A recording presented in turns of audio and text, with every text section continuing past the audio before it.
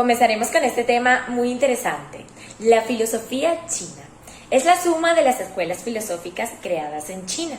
Tiene una historia de varios miles de años y su inicio se suele establecer en el siglo XII a.C., con la escritura del I Ching, el libro de los cambios, un compendio antiguo sobre adivinación que introdujo algunos de los términos fundamentales de la filosofía china.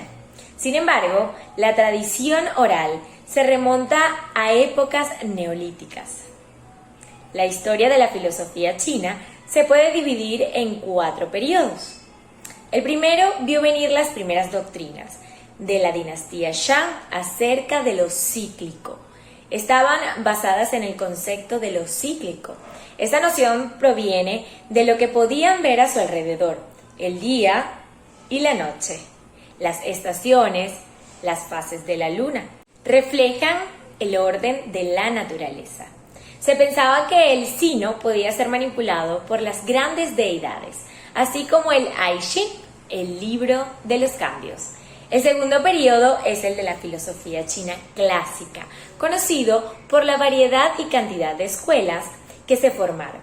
Entre ellas destacaron el confucianismo, el taoísmo, el moísmo, el legalismo y la escuela de los nombres. El tercer periodo comenzó cuando la dinastía Qin adoptó como filosofía oficial el legismo, persiguiendo además a los confucianistas y moístas. Luego, la dinastía Han impuso al confucianismo y taoísmo como doctrinas oficiales, y su influencia continuaría hasta el siglo XX. El último periodo, el de la modernidad, se caracteriza por la importación e incorporación de la filosofía occidental. Durante la dinastía Zhou occidental y los siguientes periodos después de su caída, florecieron las 100 escuelas del pensamiento entre el siglo VI y 221 a.C. Este periodo se caracterizó por importantes desarrollos intelectuales y culturales y vio el surgimiento de las principales escuelas filosóficas de China, el confucianismo, el legalismo y el taoísmo, así como numerosas otras escuelas menos influyentes. Estas tradiciones filosóficas desarrollaron teorías metafísicas, políticas y éticas, como Tao, Yin y Yang, Ren y Li, que junto con el budismo chino influyeron directamente en la filosofía coreana, la filosofía vietnamita y la filosofía japonesa. En el año 500 a.C., después de que el gobierno Zhou se debilitara y China pasara al periodo de primaveras y otoños, comenzó el periodo clásico de la filosofía china, que coincide con la aparición de los primeros filósofos griegos durante la breve dinastía Qin, cuya filosofía oficial era el legismo. Se realizó una persecución contra las escuelas moísta y confucianista. El legismo siguió siendo influyente hasta que los emperadores de la dinastía Han adoptaron el taoísmo y el confucianismo como doctrina oficial. Hablemos un poco sobre la escuela de los nombres, Minja, también conocida como escuela de lógica. Esta fue influenciada por el moísmo. Se centró en la filosofía del lenguaje, definición y lógica. Fue en el periodo de los reinos combatientes, en el siglo V a.C. Se hacían reflexiones sobre la relación entre los nombres de las cosas y lo que son las cosas. Hablemos también un poco sobre el budismo. Comenzó a llegar a China durante la dinastía Han, entre los años 206 a.C. y 220 después de Cristo, a través de una transmisión gradual de la ruta de la seda, y mediante influencias nativas desarrollaron distintas formas chinas, como Zen, que se extendieron por toda la esfera cultural de Asia Oriental, con características del budismo, del taoísmo y del legismo así, como en la dinastía coreana de Joseon, entre los años 1392 y 1897. un renacimiento del neoconfucianismo dirigido por pensadores como Wang Yanmin entre los años 1472 y 1529. Se convirtió en la escuela de pensamiento dominante y fue promovido por el Estado imperial. El neoconfucianismo restablecía los viejos principios confucianos aparecidos durante la dinastía Song. En la era moderna, los pensadores chinos incorporaron ideas de la filosofía occidental. La filosofía marxista china o maoísmo se desarrolló bajo la influencia de Mao Zedong, mientras que el pragmatismo chino dejó el ascenso de Hu Xi y el nuevo confucianismo fue influenciado por Xiong Xi. Durante las edades moderna e industrial, la filosofía china comenzó a integrar conceptos de la filosofía occidental. Daremos entonces un recorrido por las principales escuelas filosóficas de China.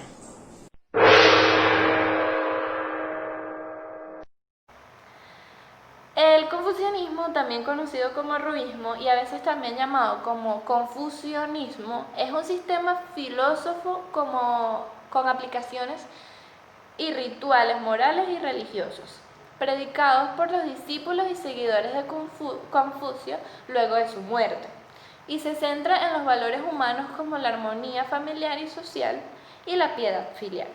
Es un sistema de normas rituales que determina cómo una persona debe actuar para estar en armonía con la ley del cielo, que tradicionalmente sostiene que estos valores se basan en los inicios de la historia. Entonces, podemos decir que el confucianismo es el estudio de la ética social y humanista, un sistema centrado que se basa en los humanos y la relación entre los mismos. Este hace mucho hincapié en los rituales formales de todos los aspectos de la vida, desde casi las ceremonias religiosas de estricta cortesía y el respeto a los ancianos, especialmente a los padres y para ese entonces al Estado que sería el emperador. Actualmente se conoce como neoconfucianismo y es una filosofía china moral, ética y metafísica, influida por el confucianismo, que es lo que ya les había comentado, y que incorpora ideas de teonismo y el budismo. Esta fue originada en Hanyu y Liwao, en la dinastía Tang, que eso se los comenté cuando les nombré las dinastías, y tuvo un lugar preeminente durante las dinastías de Song y Mai. Ahora hablaremos de las escuelas que existieron en la antigua filosofía china, empezando con el confucianismo. Este se desarrolló en torno a las enseñanzas del conocido Confucio y otros influyentes filósofos confucianos clásicos como Mencio y Sun Tzu, quienes estuvieron en desacuerdo sobre la naturaleza moral innata de los humanos y se consideraban a sí mismos como transmisores de valores. El confucianismo fue una ideología importante del Estado imperial durante la dinastía Han y fue revivido como neoconfucianismo durante la dinastía Tang. En las dinastías chinas anteriores, como la dinastía Song y la dinastía Man, hubo un resurgimiento neoconfucianista, dirigido por pensadores tales como Sun Tzu y Wang Yanmin. Se convirtió en la escuela de pensamiento dominante y fue promovido por el Estado imperial. A partir de la dinastía Song, que es la dinastía que les acabo de mencionar, los clásicos confucianos fueron la base de los exámenes imperiales y se convirtieron en la filosofía central de la clase oficial erudita.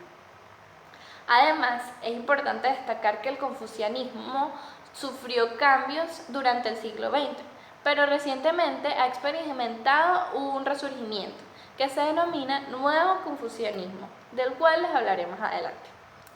El confucianismo ha ejercido una gran influencia sobre distintos países, tales como China, Corea, Vietnam, Japón, Taiwán, Hong Kong y Macao, así como varios territorios poblados predominantes por chinos, como Singapur. Y fue una religión oficial en China hasta el año 1912.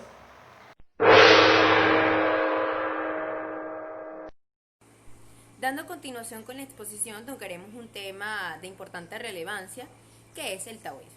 El taoísmo es netamente filosófico, fue originado en el siglo VI a.C. a raíz de las enseñanzas del pensador chino, al que también se le conoce como Lao Tse, que fue un anciano maestro. Este mismo postuló un tratado filosófico donde se planteaban las causas del comportamiento hostil del hombre y los comparaba con el comportamiento natural que se desenvolvía en la naturaleza, mostrando cómo es que los ciclos cósmicos naturales, los diferentes elementos, ecosistemas y los animales mismos vivían en una perfecta armonía que debía servir de ejemplo para trasladar esa dicha prosperidad a la vida del hombre, el cual en contraste se comportaba de forma súper autodestructiva y contraproducente para sus semejantes.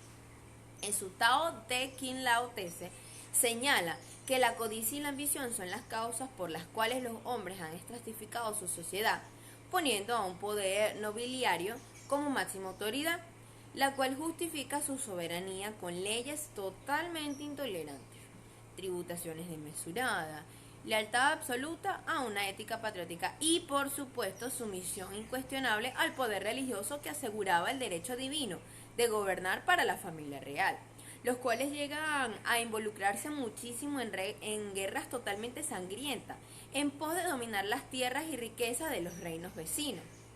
Siguiendo el ejemplo de la naturaleza y el cosmos, Lao Tse se acaba planteando también al Tao como la máxima idea de plenitud y totalidad universal, mostrando así que en la naturaleza la interacción de las distintas partes en favor de su beneficio mutuo es lo que permite el desarrollo de todas las cosas, razón por la cual el hombre, ¿no?, debe adoptar un nuevo orden social donde su interacción mutua se corresponda al desarrollo común de las vidas de todos. Así, la idea también de un orden totalmente espontáneo de la naturaleza es lo que el taoísmo plasma como modelo de conducta para la humanidad, y sirviendo luego todos los conceptos que se han planteado en el taoísmo para aplicarse a las distintas ramas del saber humano que posteriormente se desarrollaron en disciplinas más específicas y simbologías más crípticas. Continuando así, el símbolo del yin y yang también fue creado por el taoísmo, ¿no? Y este simboliza una versión de la dialéctica hegeliana. El yin y el yang representan dos fuerzas totalmente opuestas en conflictos permanentes de uno con el otro, conduciendo así a la contradicción y los cambios perpetuos, Esta noción de dos polos opuestos y de la perpetuidad del cambio es totalmente frecuente en el pensamiento y cultura de los chinos a través de su historia. La alquimia, la astrología, la cocina, varias artes marciales, hasta la propia medicina tradicional, el feng shui y muchos estilos de disciplinas del entretenimiento, de la respiración, del qigong, tienen total relación con el taoísmo, debido a que sus conceptos pilares se originaron a partir de los postulados y famosos taoístas.